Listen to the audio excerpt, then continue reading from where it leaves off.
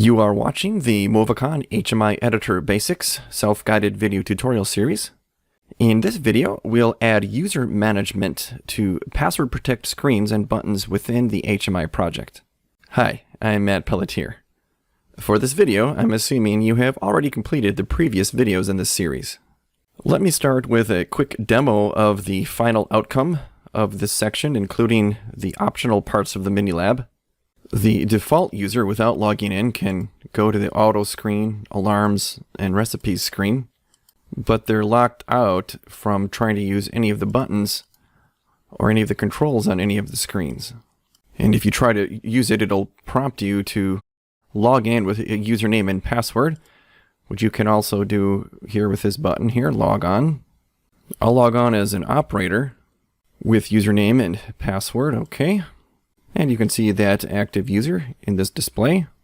Now the screens work, and also I've made visible the jog 0 screen, and the control panel works, and the auto screen also functions. You see there's no access to the setup button, but even if I were to force the navigation to there, the operator is not able to use the items on the screen. And if you try to use them, you're prompted for a password. I'll log in as an engineer level. Now the setup screen is active and can be used. However, if I go back to the recipe screen, I can see everything, but the controls aren't able to be used anymore. And that's because I have the engineer user set up with different access levels. And we'll see more about that here in a minute. Back in the setup screen, there's a button to create more users.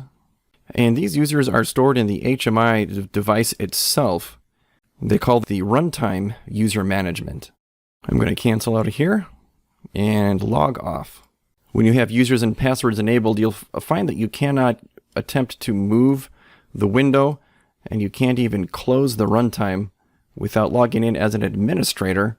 So if you don't have that set up, just use the stop button in the little control, the floating control panel here.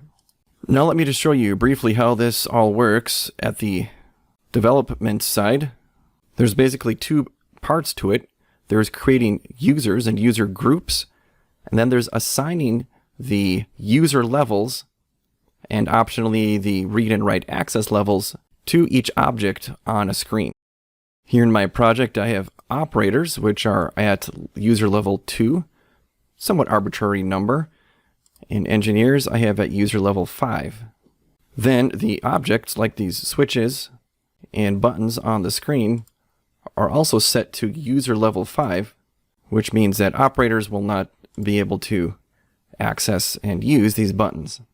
Up in the header screen, I have the buttons for log on and log off, and you can see the command is a very simple one. It's a users command. It's under the users tab. You've got log off, log on, and edit users list. Let me get out of here real quick. The user list I have is this button here, edit user list. So you've got users within the programming environment that would be permanently part of the project. And then you have users that you can add at the runtime on the particular HMI itself. And those would be specific to that HMI. One thing to understand is that user level is hierarchical, meaning user level 5 has access to everything that user access level 2 has. User level is often enough for the HMI user management, but there is another dimension that you may want to use for more demanding and maybe for large scale HMI projects, and that's called the access area or access level. This will allow you to break the system up into different areas or jurisdictions of use for each type of user. This is a way to prevent higher level users from having access to everything below them. You can mark off different parts of the HMI and put them under different areas that the higher level user would not have access to. I think I can explain this best with a working example.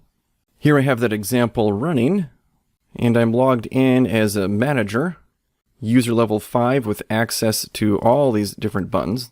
They don't really do anything in the HMI. This is just an example to show what type of access we have with different user levels and access levels. So I'm going to log off, and you see with no login at all, the only button that can be used is this one here, designated for all areas and user levels. I can see some of the buttons from the other levels, but it will prompt for a login. And these that are in another area are also visible, but I would need to log in for those too. So now let me log in under user level 1 and access level 1. And now the buttons assigned to my access level are available to me.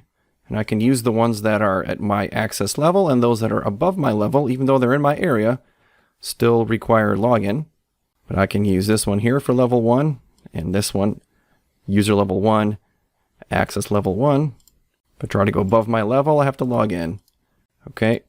And if I try to go outside my area and above my level, I'd also have to log in.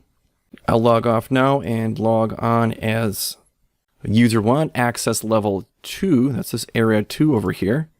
Don't get to see any of those buttons from area 1. Even though I'm still a user level 1, this user is assigned to a different area and can use these orange buttons, but none of the green ones that are at level 5. Now I will log off and log on as user 1 with access to all levels or areas. So whereas these other two users may have been entry-level operators, perhaps this user at level 1 with access to all the areas is perhaps an experienced operator that can use any area of the machine, has been trained on all the areas of the machine, but they still don't have access to level 5 because that's above their level. Likewise, you can see here I could log on as user level 5, area 1, and due to the hierarchy, I could use any of the lower level buttons in my area or assigned to all the areas, but I am not allowed to use any of the buttons in area number 2 because that's not my area. Let's log this guy off and log on as user level 5, area 2. This logon would be able to use all the buttons in area 2 or any of the general use buttons, but not access level 1. Those are not even displayed. So these two user levels might be like supervisors of a specific area, and they can get to some higher level functions than the operator, but only in their prescribed area. And now let's go back to the user 5 with all. Enter this. This would be the power user, the supervisor perhaps of the entire floor. Could access any of the buttons in any of the areas. Somebody who's experienced and fully trained in all of the machine functions. Alright, so let's move on to the mini lab. This lab is pretty simple. We're just trying to give you experience with the most basic log on and log off functionality. We'll have you just set up a user level 5. Call that the engineers. Make the log on buttons with a display. And then be sure that the setup screen requires that user password level to operate it. If the rest of this is of interest to you, there's a little guide here on how to add user management within the runtime to create users within the HMI rather than within Movicon. And then an outline here that is a little more complex to set up operator level versus engineer level and have some areas that are not available to the engineer level 5. So you can pause the video now and do the mini lab, and when you resume, I will run through these steps myself.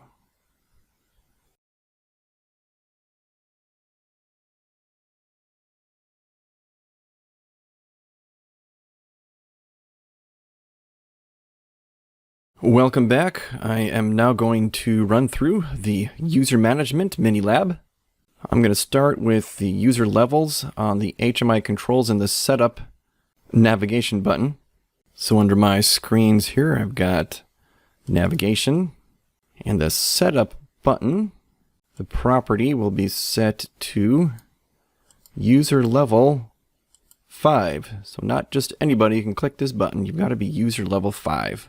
But the HMI could already be on the setup screen from the previous login or whatever circumstance. So to be safe, let's go to the setup screen And I will select all of the possible items that you could click on in the setup screen here and mark those also for user level 5. Next, let's make some users and user groups. The first thing is to enable the password manager. User and user groups, enable password manager. It's important not to forget this one. This is a nice one to just disable all of the passwords if you want to come back and do some more development without having the hassle of logging in all the time. You might want to just disable the password manager to continue development of the screens. And now we're going to add an engineer group at user level 5. So here's the users. We'll right click, add a new group. The name is engineer and the level will be level 5. But this is not the user, that's just the group of users. So I'll add an engineer here, add user, make the name real simple here, EN1 with the password of 0 or whatever you want. User level of get group level. The group was level 5, so that sounds good to me. And now finally create a control for log on and log off. Wherever you want to have room for it, I would suggest the header screen. So I'll open that header, sneak this text up toward the top. How about a rectangular button of color blue? And I'll type in there log on. Adjust my font color here as before. Then copy that button for log off and change the name. Now we'll set these buttons here to the command type execute commands on release. The new command is a user command. The action is log on. Okay, accept that. And now we'll make another one here for log off. It's got to be execute commands on release, new command, users, log off. Okay. Now we want an edit box display for the name of the user logged in here in the middle. So let's do that. That's this toolbox object called edit box display. I'm just going to draw it in there and nudge it down a little bit. Let's make this spin enabled off and read only. And the display variable is the sysvar active username. Okay, let's verify operation here. And let's see how this works. By default, I can't go to the setup screen, but I can still go to jog 0, alarm, recipes, auto. It's just the setup screen. Now I'm going to log on as engineer number 1, password 0. And I can go to the setup screen and use the low PE button. The active username is displayed. And if I log off, the setup screen controls don't work. And this is the minimum for certification for training purposes. But let me run through these other optional parts like I promised. I'll get back to the editing environment with this stop here. The goal is to be able to manage the users from within the runtime environment within the HMI itself. The first step is to enable that and set the user level to 1022. So we'll go down here to users and groups and click enable runtime users and set the user level editable to, just type in here 1022. Okay. And now we need a button on the setup screen with the command to edit user list. I think I'll copy that one from the header here, maybe the log on. And then within the setup screen, I'll just paste that somewhere where there's a space for it. I better make this button a user level 5 itself. I'll call it edit users. And then up here we'll change the command, edit it, to make it the edit users list command. Okay, let's try that much. I've got this edit users button. I'll need to log in to use it. Engineer number 1. Password 0. Now I'll try again, edit users. And it brings up this interface. I'll do add a new group. Call it group 1. Description test. Now within group 1, I'll add a new user. U1 with a description here. You do have to have a description. Test and a password 0. It says here the level will be get group level. me go back to the group here and see what level do we want to make. Maybe you would like to make a few more engineers. So this could be called instead engineers with default level of 5. And this user then could be engineer 2. And let's try that here. See if I can log on as engineer 2 with password 0. Yes, I'm logged in now as engineer 2. Has the same access level. If I log off, I'd have to log on again, engineer 2. So you see that? We're able to add more users and passwords this way within the HMI itself. And this is probably the way you want to do it, rather than having to update the HMI project and download it with the new users. You might want to have just one user, maybe one administrator or one higher level user who has access to creating users for that HMI. Okay, let's close out of this. The last optional part here is going to make it a little more complex and full-featured here, requiring login for all operators. We wouldn't want anybody to come up to the machine and be able to run it or operate it without logging in at some level. That sounds a little safer. So no login. You would want access just to look at the auto, alarm, and recipe screen, but you would not be able to write data, meaning to click on any of the buttons should have no effect. In fact, a user who is not logged in should not even have access to the setup or jog 0 screen. At level 2, you should be able to operate auto, jog, and alarm with exclusive access to the recipes screen, but this time we'll hide the navigation button for setup since you really can't use it anyway. And engineers would have access to all of the screens, but only read access to the recipe screen. Engineer level would have the only access to write to setup and jog 0. Okay, so that's a description here. Let's do it here. Step B, create user group for operators, user level 2, and create one user. All right, make a new group here, add new user group, operators, at default level 2, and we'll right click to create a new user. I'll just call him OP1 with a password of 0, and the user level is inherited from the group. Now we need to set the screen content to user level 2 for the control screen, the auto screen, and the recipes screen. So let's go to control, and these 4 buttons that you could click on. My alarm screen is also a button, so I will make all of these user level 2. Now for auto, I'm just going to control click all of these and set them to user level 2, and likewise recipes. All of the control buttons here I will select, including these active values which were from the auto screen, and set those to user level 2. Now I have the temp variables set as read only, but if you don't have that, you would also want to select and set those to user level 2. And now for the access levels. We'll leave auto, alarms, and recipes button at the default access level. Let's look at that navigation button here. Read and write access level is all Fs. If you open up one of these, you see the different bits you can select.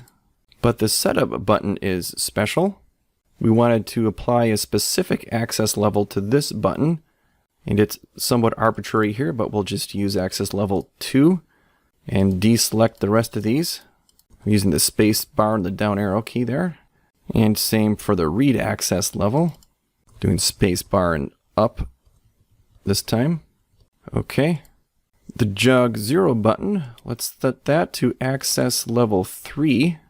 Clear those all out. Okay. For both write and read. Those are all cleared now.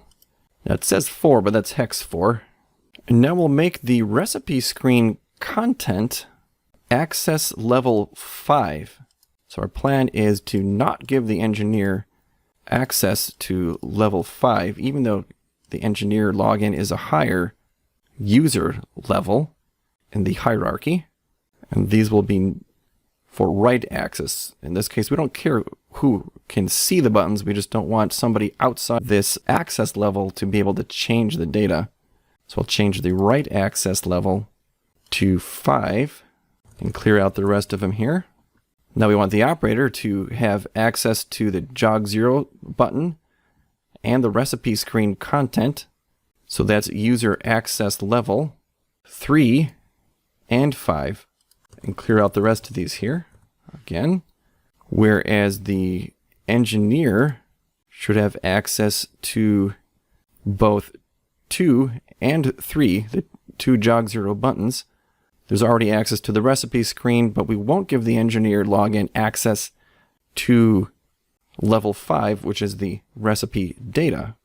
So go into engineer 2 here and do 2 and 3 only, with the rest cleared out there for engineer 1.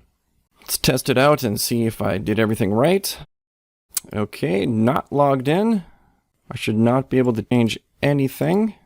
Looks good so far, but I can look at the different screens. I think I did neglect to block off the alarm screen and alarm log. I can go back and fix that, but let's log on as operator 1. I've got the jog 0 button now visible, and I can click on these buttons. I can click on the control panel buttons. I can change the auto screen and the recipe screen. Now you have to log off one person before you can log on the other user. This will be the engineer with password 0. All the navigation buttons now appear, but no write access to this area. We called it area 5, but I do have access to the setup. I can go into edit users like I did before. If I log off, these buttons all now require a login. Login is operator 1. Still can't use it because this is level 5. This whole screen is level 5.